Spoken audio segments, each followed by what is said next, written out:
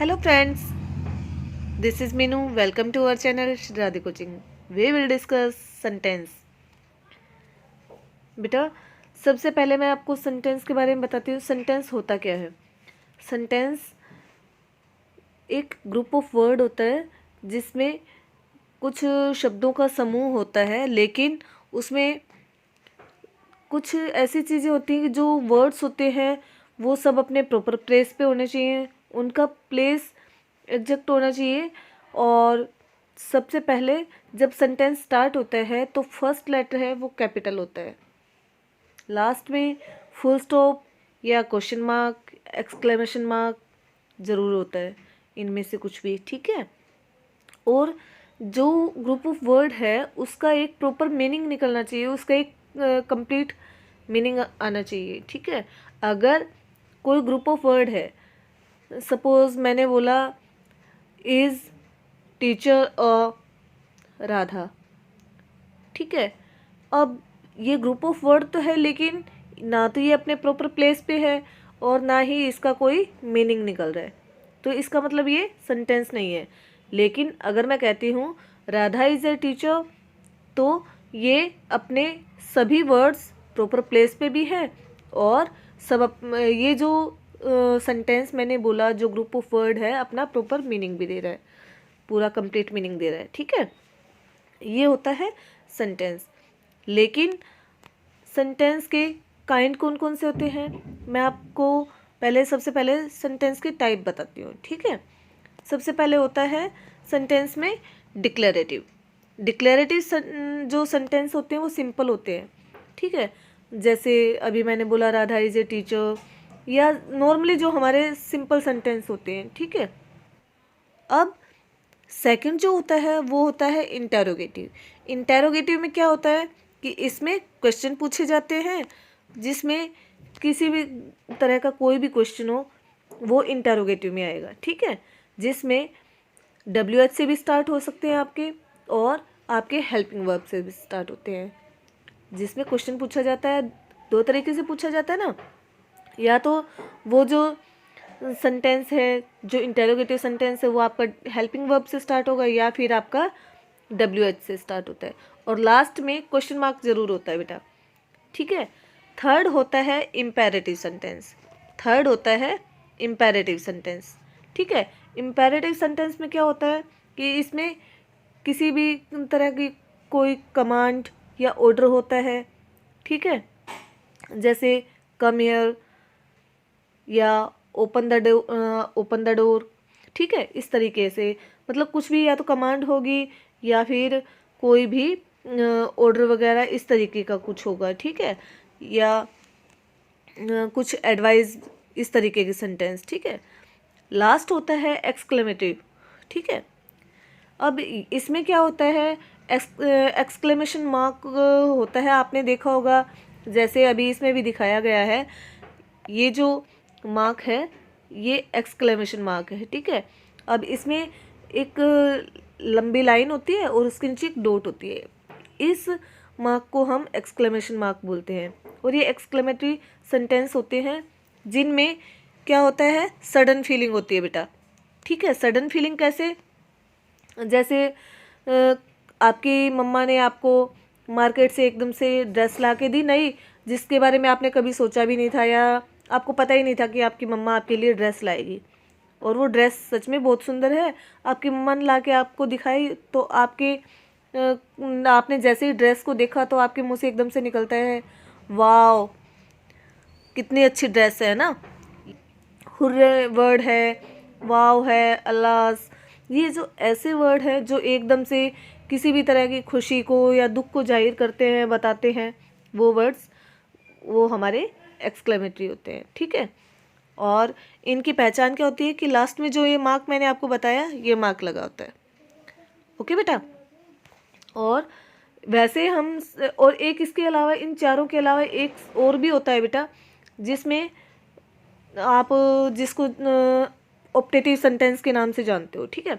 Optative sentence भी होता है, लेकिन वो इसमें कई जगह नहीं शो किया होता है, कई जगह चार ही तरह के सेंटेंस बताए गए होते हैं, लेकिन ऑप्टेटिव सेंटेंस में क्या होता है, जैसे हम किसी के लिए प्रे करते हैं, है ना, या किसी को विश करते हैं, किसी भी बर्थडे विश करते हैं, ठीक है, या किसी की लंबी उम्र की कोई कामना करते हैं, किसी कोई भी, ठीक है, प्रे करते हैं, तो वो जो चीज़ें हैं ना बेटा, वो ऑप्टेटिव सेंटेंस में आती हैं। ओके, अब इसके बाद अब हम इसमें आगे देखते हैं सेंटेंस के बारे में, ठीक है। अब देखो, जो सेंटेंस है हमारे, उनमें आगे 3 तरह के होते हैं, ठीक है। जो सबसे पहले मैं आपको बताऊं, सिंपल सेंटेंस, कंपाउंड और कॉम्प्लेक्स। लेकिन इन तीनों को समझने से पहले हम एक बार इनको कंजंक्शन को देखेंगे। कंजंक्शन क्या होते हैं? अब कंजंक्शन वो वर्ड्स होते हैं जो कोई भी 2 फ्रेजेस को, 2 वर्ड्स को या 2 सेंटेंस को आपस में जोड़ते हैं या कनेक्ट करते हैं, ठीक है। इन्हें हम जॉइनिंग वर्ड्स भी कहते हैं। अब ये जो जॉइनिंग वर्ड्स हैं, इनमें ये 3 तरह के होते हैं। फर्स्ट, कोऑर्डिनेटिंग कंजंक्शन, ठीक है, या और सेकंड होता है सबऑर्डिनेटिंग कंजंक्शन, और थर्ड होता है कोरिलेटिव कंजंक्शन, ठीक है। अब सबसे पहले आप कोऑर्डिनेटिंग कंजंक्शन देखिए। कोऑर्डिनेटिंग जो कंजंक्शन होते हैं बेटा, ये आपके इसमें देखो 7 बताए गए हैं, ठीक है। कोऑर्डिनेटिंग जो कंजंक्शन होते हैं ये 7 होते हैं, और इनको आप, जो ये ब्लू कलर से हाईलाइट किए गए हैं, इनको आप एक ट्रिक से भी याद कर सकते हो, जो फैन बॉयज़ के नाम से जानी जाती है, ठीक है। फैन बॉयज़ के नाम से जो ट्रिक जानी जाती है, यानी आप फैन बॉयज़ से आप याद रख सकते हो, F से फॉर, A से एंड, N से नोर, B से बट, O से और Y से येट, और S से सो, ठीक है, फैन बॉयज़। ये आपके कोऑर्डिनेटिंग कंजंक्शन है। अब इसके बाद सबसे पहले हम देख लेते हैं एक बार कोरिलेटिव, ठीक है। कोरिलेटिव जो कंजंक्शन है बेटा, ये हमेशा ग्रुप में रहते हैं, ये अकेले यूज़ नहीं होते हैं। और आप इनको किस तरीके से याद करोगे, क्योंकि इतने सारे कंजंक्शन हैं, उनको याद रखने के लिए कुछ तो होना चाहिए ना। अब जैसे हमने इसमें देखा, कोऑर्डिनेटिंग में फैन बॉयज़ के नाम से हमने उसको याद रखने की कोशिश की, ठीक है। तो अब कोरिलेटिव को कैसे याद रखेंगे, कि आप ये कह सकते हो, रिलेटिव जो होते हैं ना बेटा, जब रिलेटिव आपके घर में आते हैं या रिलेटिव्स जब इकट्ठे होते हैं, तो क्या बन जाता है? ग्रुप बनता है, ग्रुप बनता है ना बेटा। तो जो ग्रुप बनता है, अब आप इस चीज़ से याद रख सकते हो कि कोरिलेटिव जो कंजंक्शन होते हैं वो ग्रुप में आते हैं हमेशा, वो कभी अकेले नहीं आते हैं, ठीक है। कोरिलेटिव हमेशा ग्रुप में आते हैं, जैसे इधर और, not only but also, both and, whether और, as much as, both and, और नीदर नोर, ठीक है। ऐसे कुछ जो आपके ये कंजंक्शन होते हैं जो कोरिलेटिव कहलाते हैं। कोऑर्डिनेटिंग कंजंक्शन और कोरिलेटिव, ये हमने 2 ट्रिक से याद कर लिए हैं। देखो, फैन बॉयज़ और रिलेटिव का मैंने आपको बताया, रिलेटिव इकट्ठे होंगे तो ग्रुप होगा। आपको इसी से याद आ जाना चाहिए कि कोरिलेटिव कंजंक्शन कौन से होते हैं, जो हमेशा ग्रुप में होते हैं, ठीक है। अब इन दोनों को, कोऑर्डिनेटिंग और कोरिलेटिव कंजंक्शन को छोड़ के जितने भी आपके कंजंक्शन हैं, वो आपके सबऑर्डिनेट कंजंक्शन होते हैं, वो आपके सबऑर्डिनेट कंजंक्शन होते हैं, ठीक है। अब इसकी भी मैं आपको एक ट्रिक बता देती हूँ, ठीक है।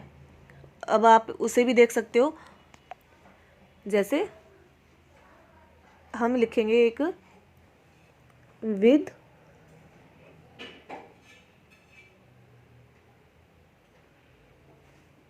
अ बस, ठीक है, ये विद है। W से आप देखो, W से आपका व्हेन और वेयर ये बन जाएगा। फिर उसके बाद I है, I से आपका इफ़ हो जाएगा।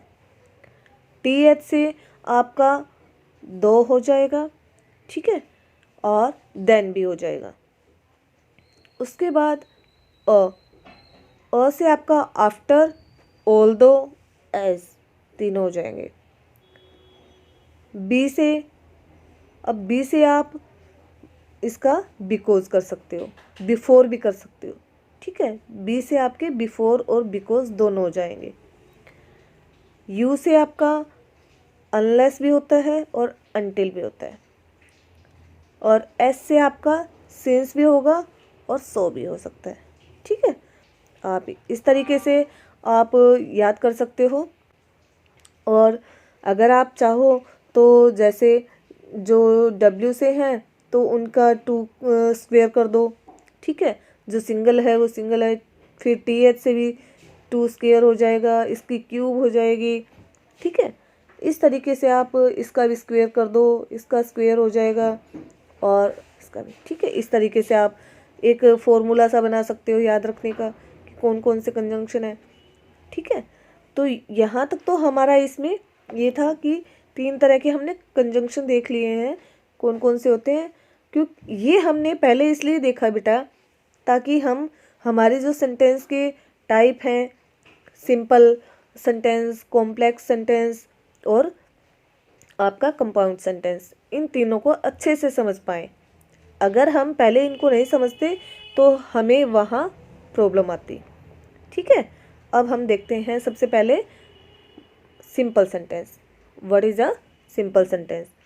सिंपल सेंटेंस होते क्या हैं, ठीक है। अब ये a simple sentence express one complete thought and it is also known as independent clause. अब ये क्या है? सिंपल सेंटेंस जो हमारे टेंसेस होते हैं नॉर्मली वही होते हैं और इनमें क्या होता है कि एक कंप्लीट थॉट होता है उसमें, जैसे उनका अपने आप में पूरा मीनिंग निकलता है, ठीक है।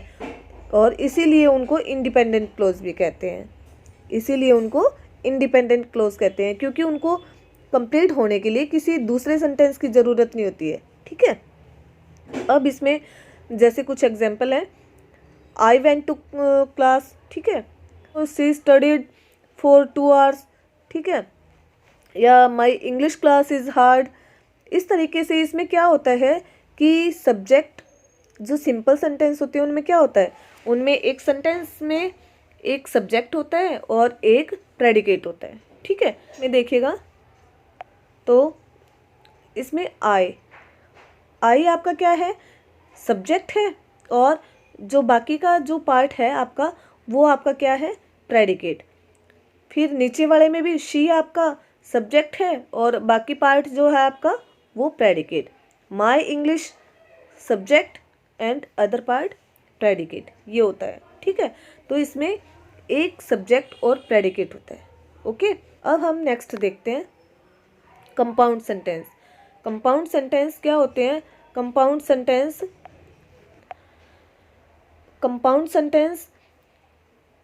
consist of 2 independent clause joined together by comma and coordinating conjunction। अब देखो जो कंपाउंड सेंटेंस होते हैं उनमें क्या होता है, ये कोऑर्डिनेटिंग जो कंजंक्शन से कनेक्ट होते हैं। सबसे पहले इसमें ध्यान रखने वाली बात ये है कि जो कंपाउंड सेंटेंस होते हैं इन दोनों में, इसमें 2 आपके इंडिपेंडेंट सेंटेंस होते हैं, ठीक है।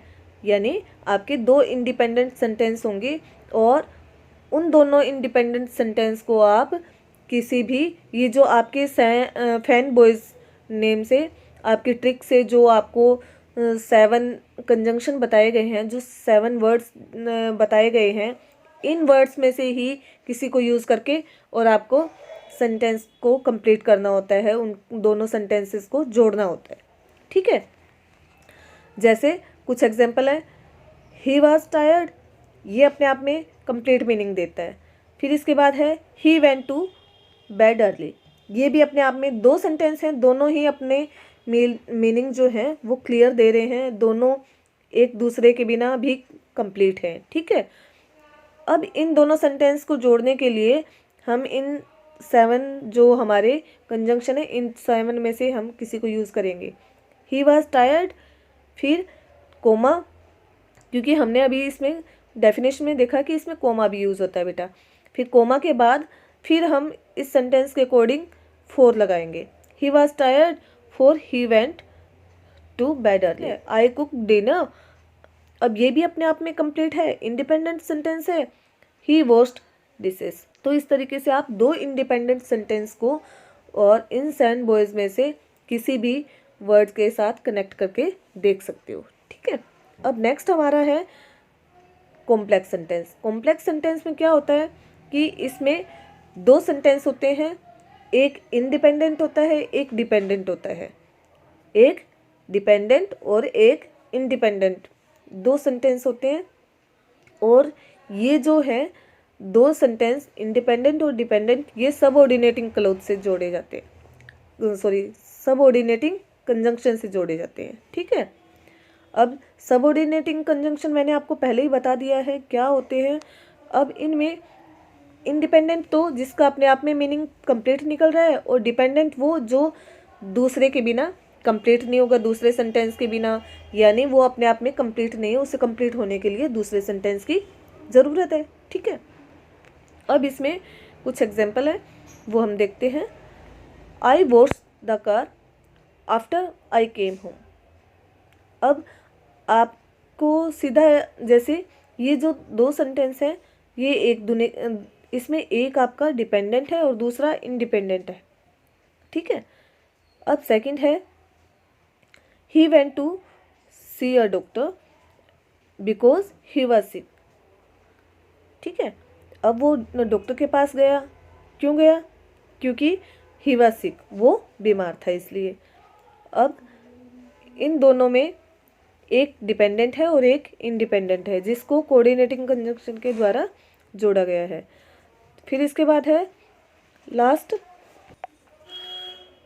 Even though she was late she managed to complete the assessment. यद्यपि वो लेट थी। अब इसमें ये अपने आप में कंप्लीट नहीं है, तो क्योंकि दूसरे पे डिपेंड करता है। She managed to complete the assessment, यानी दोनों ही सेंटेंस में एक इंडिपेंडेंट होता है और एक डिपेंडेंट होता है। ठीक है, तो इस तरीके से इनको जोड़ने के लिए हमें सबऑर्डिनेट जो कंजंक्शन होते हैं उनकी ज़रूरत होती है। आई होप आपको ये टॉपिक अच्छे से क्लियर हुआ होगा। अगर आप मेरे चैनल पे फर्स्ट टाइम विजिट कर रहे हैं तो मेरे चैनल को सब्सक्राइब करें और मेरी वीडियो को ज़्यादा से ज़्यादा लाइक और शेयर करें। Thanks for watching.